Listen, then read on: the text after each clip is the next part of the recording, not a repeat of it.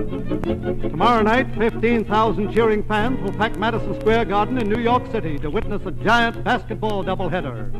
In that cheering crowd, sitting in row C, seat 11, will be a modest 77-year-old man. Those fans won't know that he made possible the game they're watching, but you're going to meet him now.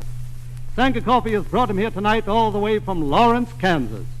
Dr. James A. Naismith, the inventor of basketball. Dr. Naismith, how did you happen to invent basketball? Well, Mr. Heater, it was in the winter of 1891 when I was physical instructor at Springfield College in Massachusetts. We had a real New England blizzard. For days, the students couldn't go outdoors, so they began roughhousing in the halls. We tried everything to keep them quiet. We tried playing a modified form of football in the gymnasium, but they got bored with that. Something had to be done. One day I had an idea. I called the boys to the gym, divided them up into teams of 9, and gave them an old soccer ball. I showed them 2 peach baskets I'd nailed up at each end of the gym, and I told them the idea was to throw the ball into the opposing team's peach basket. I blew a whistle, and the first game of basketball began. And what rules did you have for your new game, Dr. Naismith? Well, I didn't have enough, and that's where I made my big mistake. The boys began tackling, kicking, and punching in the clinches.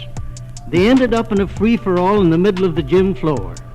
Before I could pull them apart, one boy was knocked out, several of them had black eyes, and one had a dislocated shoulder. It certainly was murder. Well, after that first match, I was afraid they'd kill each other, but they kept nagging me to let them play again, so I made up some more rules. The most important one was that there should be no running with the ball. That stopped tackling and slugging. We tried out the game with those rules, and we didn't have one casualty. We had a fine, clean sport. 10 years later, basketball was being played all over the country.